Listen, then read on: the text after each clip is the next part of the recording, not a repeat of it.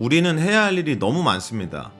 팀 페리스는 중요하지 않은 일을 잘한다고 해서 그 일이 중요해지는 건 아니다 라고 얘기했습니다. 석유왕 록펠러는 하루 종일 일하는 사람은 돈 벌 시간이 없다고 얘기했습니다. 아이러니하죠? 우리가 평소에 알고 있던 통념과 정확히 배치되는 말입니다.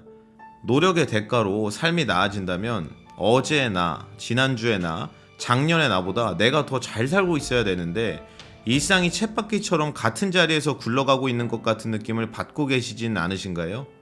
이건 사람들이 중요하지 않은 일을 하면서 시간을 낭비하기 때문입니다. 말 그대로 시간을 때우기 위한 일을 한다는 거죠.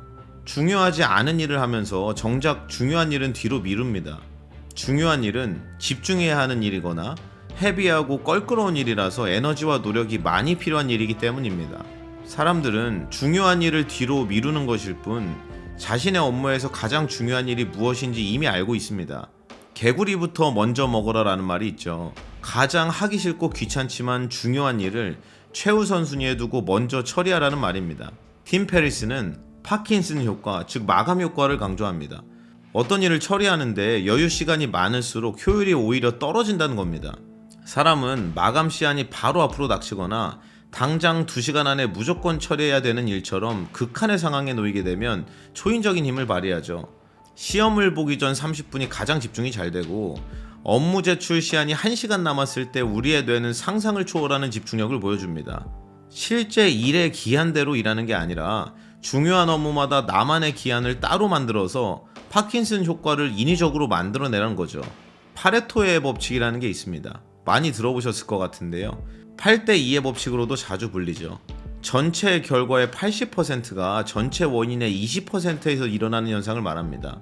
전체 업무의 20%가 성과의 80%를 결정하고 전체 손님의 20%가 매출의 80%를 기록하고 상위 20%의 부자들이 전체 부의 80%를 차지한다는 거죠. 이건 어느 분야에나 적용되는 법칙입니다. 우리는 시간의 대부분을 가장 중요한 20%의 일에 쏟아야 됩니다. 팀 페리스는 120곳의 거래처 중에 5곳의 매출이 전체 매출의 95%를 차지하는 걸 알게 됐습니다. 자신이 나머지 115곳의 고객들의 대부분의 시간과 노력을 쏟고 있다는 것도 알게 됐습니다. 팀 페리스는 파레토의 법칙을 여기에 적용해서 5곳에 집중하고 시간을 쏟기 시작했고 일하는 시간이 줄어들었지만 오히려 수입이 늘어나는 경험을 하게 됩니다. 중요하지 않은 일을 오랜 시간 잡고 일하다 보면 효율은 계속해서 떨어지고 성취감도 당연히 작아지다가 나중엔 아예 없어집니다. 이제 일종의 현타를 느끼는 구간에 진입하죠. 이제는 내 삶의 방향이 제대로 가고 있는 건지 의구심이 들기 시작하고 모든 것에 무기력해집니다. 우리는 이 구간을 번아웃이라고 부릅니다. 번아웃은 열심히 살았기 때문에 찾아오는 겁니다. 그래서 성실한 사람들이 번아웃을 더 많이 경험합니다. 혹시 번아웃을 경험하고 계시다면 잠시 쉬어 가시다가 일을 다시 시작하실 땐 가장 중요한 것에만 포커스를 맞춰서 일해 보시기 바랍니다. 일의 효율이 올라가면 성과가 따라오고 성과가 있으면 보상이 있기 마련입니다.